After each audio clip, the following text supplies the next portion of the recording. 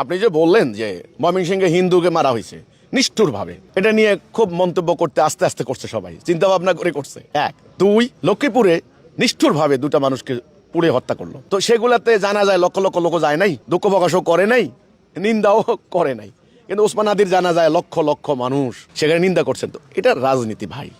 আমার কথা হলো, সবাই জানেন যে ওসমান হাদির মৃত্যুটা একটা, তিনি যেহেতু ইনকেলাব মঞ্চের একজন আহ্বায়ক এবং ইনকেলাব মঞ্চ কট্টরভাবে ভারতের বিরুদ্ধে, বাংলাদেশে এখন ভারত বিদ্বেষী রাজনীতি, ভারত বিরোধী রাজনীতি প্রবল, জোয়ার প্রবল। সিজন কিন্তু এখন এই সিজন আছে না একটা, এখন যেমন শীতকাল চলতেছে, এটা আমাদের আবহাওয়ার পরিবর্তন, মানে কয়দিন আগে গরমকাল ছিল, তো কাজেই কিছুদিন আগে ভারতের পক্ষের বয়ান ছিল এখানে প্রবল, ভারত এই উপকার করেছে, এই সুবিধা করে দিয়েছে, এই আমাদের বন্ধু, এই আমাদের এই ইত্যাদি। এখন ঠিক অপোজিট, ভারতের বিরুদ্ধে বয়ান। এই ধরনের একটা আবহাওয়া, একটা রাজনীতি চলছে বাংলাদেশে। আগামী দিন ক্ষমতায় যাওয়ার হিসাব কিতাব করা হচ্ছে।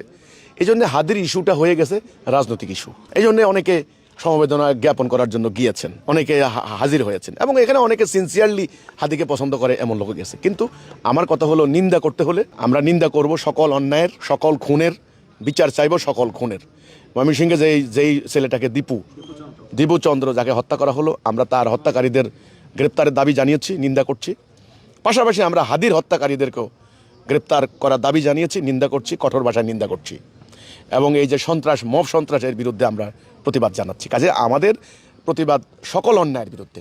রাজনৈতিক দলগুলি এগুলো করছে না, কারণ কি জানেন?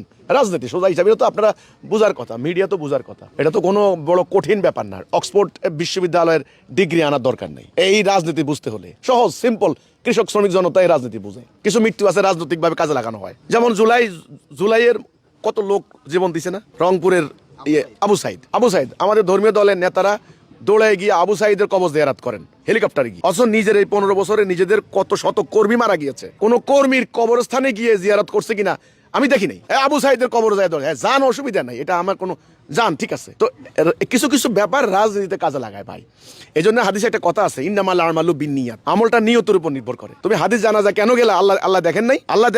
আল্লাহ দেখেছেন। আল্লাহর সাথে বাটপারি চলে না, আল্লাহর সাথে রাজনীতি চলে না, ঠিক আছে? এটা মনে রেখো। আল্লাহ বলছেন সামিউন বাসির লতিফুল খবির, আমি সব দেখি, আমি সব সূক্ষ্ম হিসাবদর্শী। কি জন্য কার জানাজায় যাও, কার লাগিয়া কোন মোনাজাত দাও, আল্লাহ দেখেন না?